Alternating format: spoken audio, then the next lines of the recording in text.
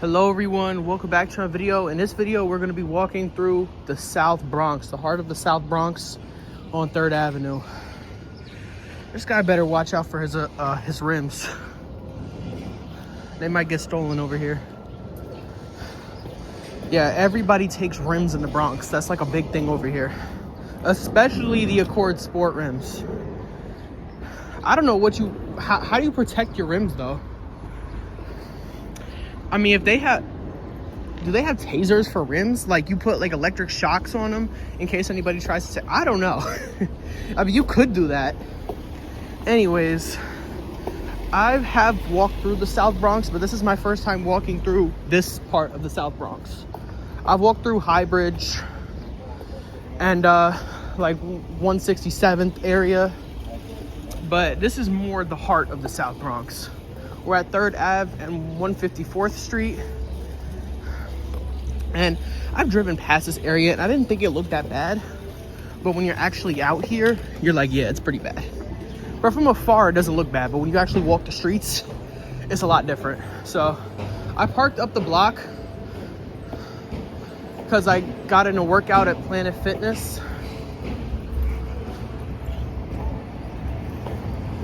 The Planet Fitness over here is pretty good. The employees were very friendly.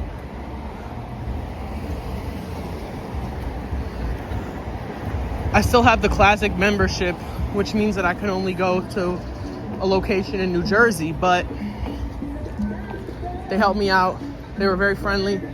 She recommended the black card, which gives you access to all locations, but I don't know, $15 a month is pretty good versus the black card, which is $30 a month. So I'm gonna stick with my membership. We're gonna walk up 3rd Avenue through the heart of the South Bronx. So 3rd Ave and 149 is considered the Times Square of the Bronx. It's like, as if Times Square is not bad enough, this is worse than Times Square. Fordham is also kind of like Times Square. There's a lot of people there. No, but I like Fordham. Fordham's awesome. Fordham is one of my favorite parts of the Bronx. Down here, not so much, but Fordham's dope. Fordham has more shopping than this area does. There's more public transit around here than in Fordham, though. So a lot of people use this area to transfer buses, subways, stuff like that. There's a lot of clothing stores here too.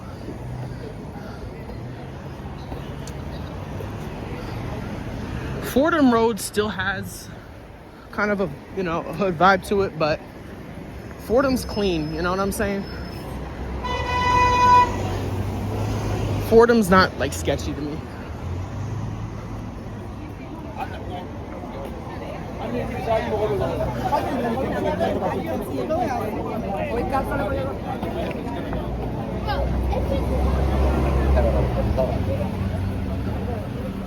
Got a lot of people out here. I don't know what they're waiting for. I think they're waiting for a store to open up.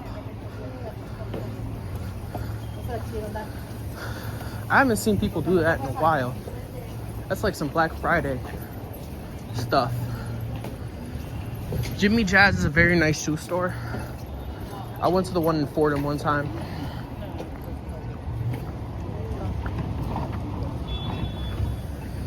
It's a beautiful day today.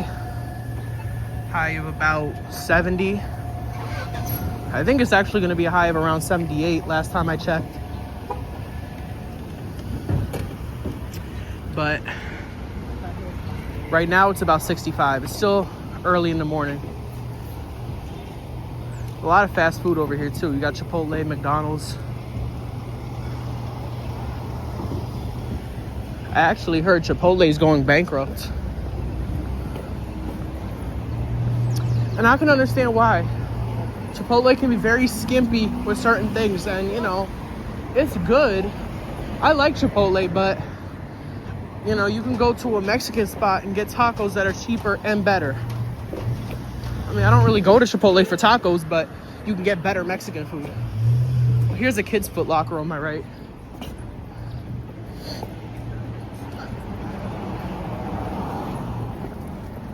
No, it really takes So a lot of pigeons over here. You gotta watch out for them. Make sure they don't shit on you. So over here, one block up is 149th. And as I said before, this is the heart of the South Bronx. And I've seen videos of people going around here, and I've seen lots of open drug use or homeless people passed out. That's the M125.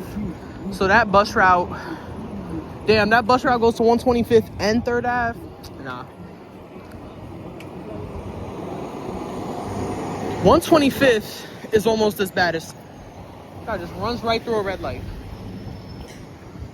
125th is almost as bad.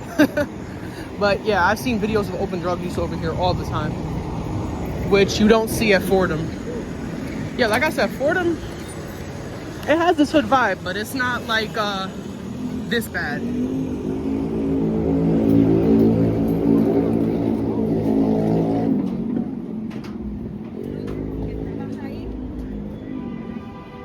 I forgot to mention, this area is also known as the hub.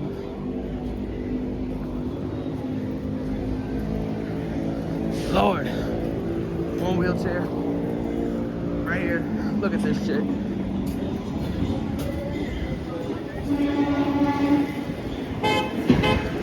It really is the trenches.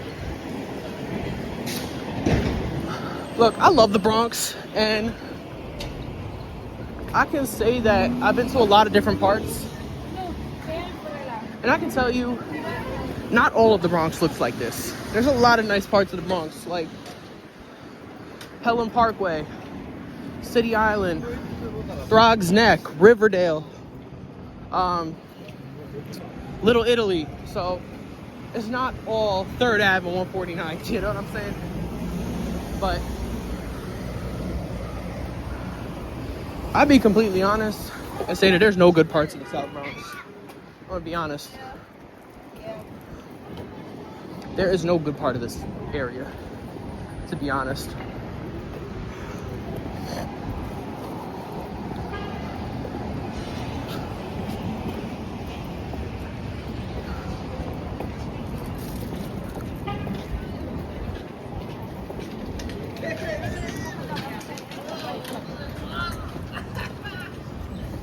You know what though?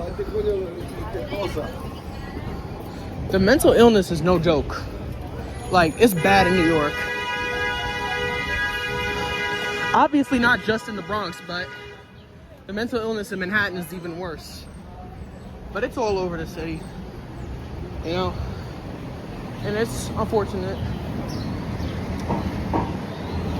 The city doesn't have any good places to put them, you know? All right, I gotta cross here. Like, the city already neglected the homeless before the migrants came. But after the migrants came, these people are getting absolutely no help. Like, and they're not really helping the migrants either. I mean, they definitely do more for them than they do the homeless people, but at the same time, it's still bad. Like, New York City doesn't have the proper places to put them. It's either you go to a shelter or you go to Rikers Island. You go to jail. So basically, there's no option for these people to really get help. You know, the shelter system in New York is terrible. The shelter system's a joke. It's worse than prison. They're all privately owned. That's the issue. So they all have different rules. Everything's maintained differently depending on the shelter. So it's just really a broken system, and there's nothing. And the politicians don't care. You know, the government in New York City is more concerned about speed cameras, making sure people pay $2.90. Yeah, they really get you with the speed cameras, especially in Staten Island. Oh my God. If you drive through Staten Island, you have to go the speed limit because the amount of speed cameras. And it's not, you know, for safety reasons. It's for it's a cash grab. The congestion pricing, you know, just driving into New York, you're paying $16, $17. The tolls, the congestion pricing, it's all crazy. And it's all a money grab.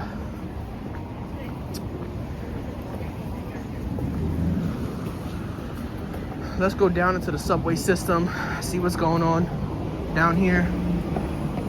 This is the 3rd Ave station for the 2 and the 5 train. Both of these will take you into the Bronx and into Brooklyn. I think the 5 train goes to Brooklyn. I know the 2 train goes to Brooklyn. I don't know about the 5 train.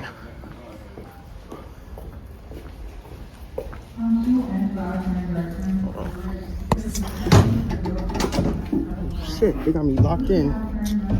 Fuck. Shit, they got me locked in.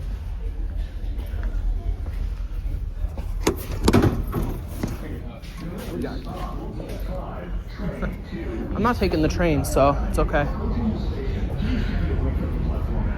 It's blurry.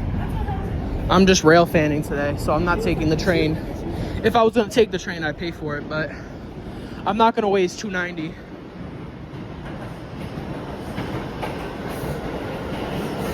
This is the 5 Bronx local.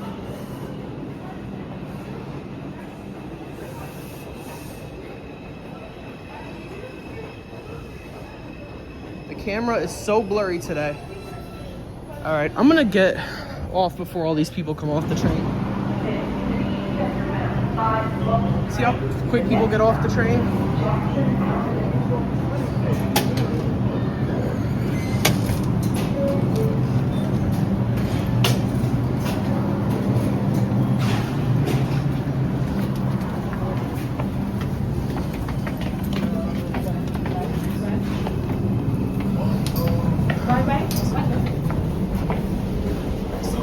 So I've heard that they're getting rid of the Metro card. I don't know if I think it's true. Like, they're moving on to Omni now. So Omni stands for One Metro New York, where basically you just have to tap. You don't have to purchase a Metro card. And, you know, the Metro cards are so iconic. So, of course, a lot of people are upset to see them go. But at the same time, tap to pay is just so much easier. You know? Look at this shit. The tap to pay is just so much easier. You can use any card you want.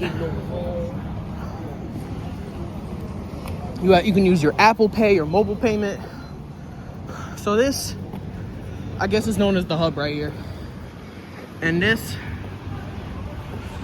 why is my camera so out of focus today? Jesus Christ. Some guy just asked me why I'm recording. I better get off of this block. I can record whatever I want.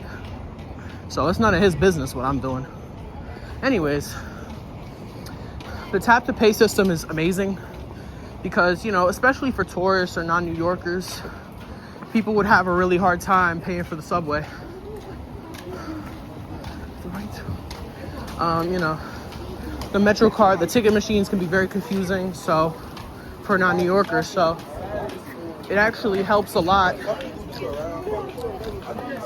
I don't think the Metro cards are going anywhere anytime soon, honestly, but you never know. So it's good to have one as like a memory, you know?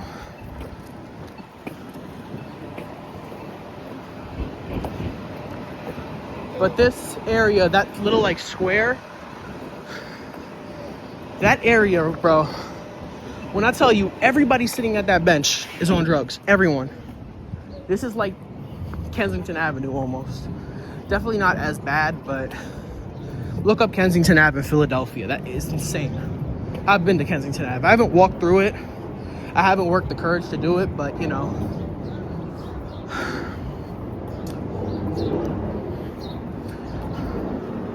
Please note that this is not an accurate representation of what the Bronx actually looks like. You know, this is the worst part. Like, I would say this and some of the projects are the worst. I'm gonna walk through this park one more time. If that guy asks me why I'm recording again, I'm gonna just tell him why and keep walking. I'm not gonna stop.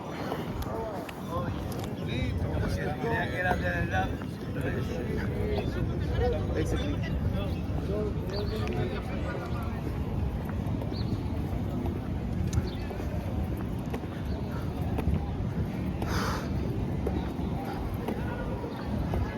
All right, let's cross the street.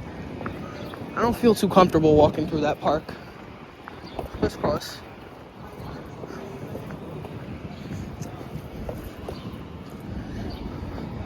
Like I was saying previously in the video, there's some really good parts of the Bronx. Like Riverdale, full-on mansions with beautiful views of the Hudson.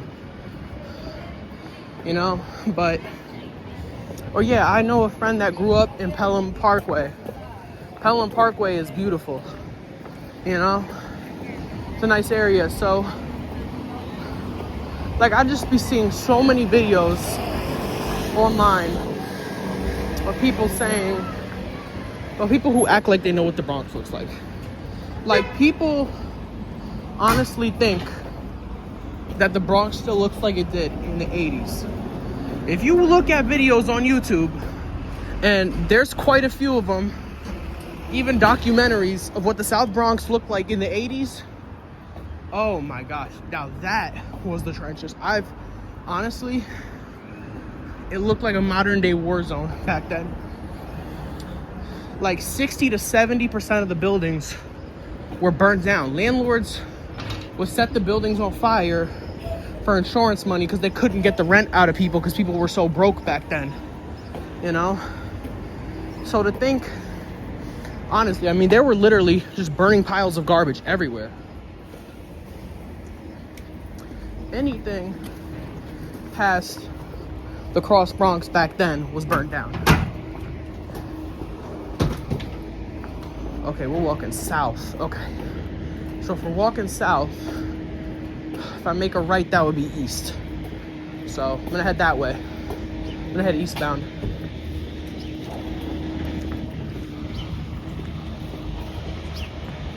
Man, I really don't know why my camera is so out of focus today. I'm not editing this. This is raw footage, just so you guys know.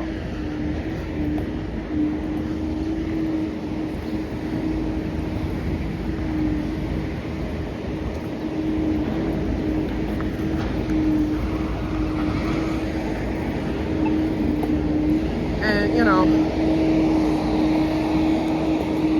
that, okay, we're in Mott Haven now. Jesus. Okay, Mott Haven's not a good neighborhood. This neighborhood's got a really bad reputation. We're in the South Bronx at this point. But yeah, once you go, there's actually gentrification here now. If you look at the area around the Major Deegan, right across from the Mitchell projects, it's actually like glass box condos. And, you know, there are a lot of new buildings I've noticed in this area. That's what you'll notice about the Bronx. You'll notice a lot of old buildings and a lot of new buildings. Because, like, for example, these buildings stood intact. Like, these were built way before the 80s. These buildings over here. But you'll notice a lot of new apartment buildings and a lot of townhouses as well. So, those were built after the 80s. So if you walk down like a newer block, like this one, for example,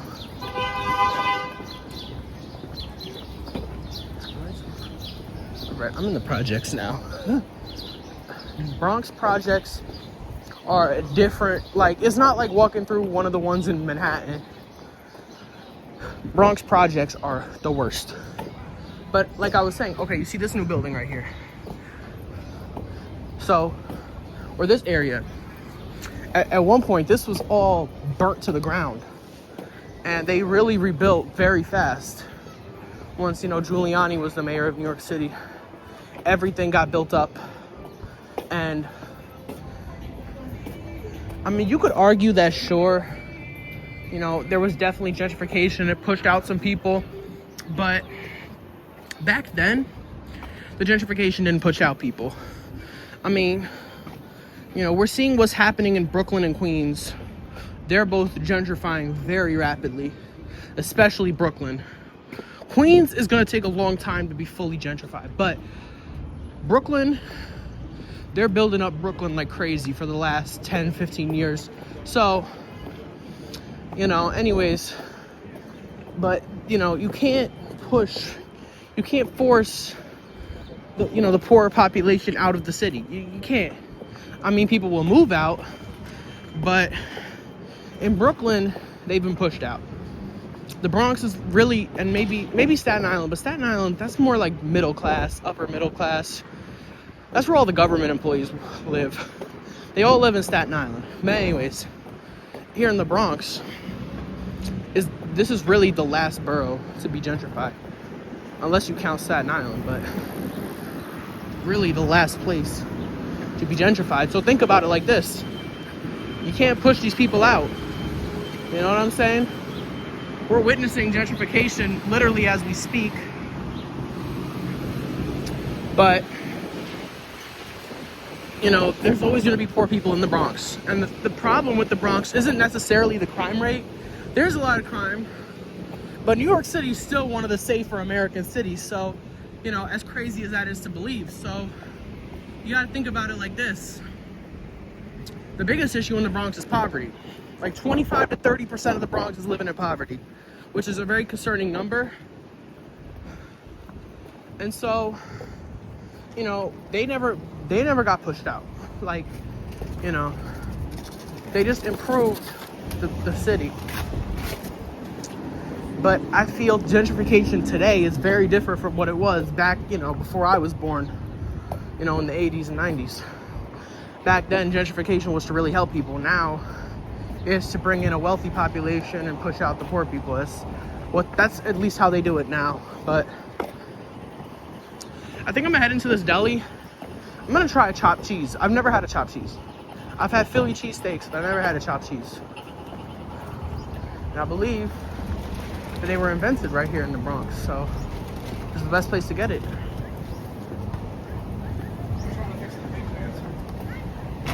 Alright, I hope you guys enjoyed today's video. That's gonna wrap it up.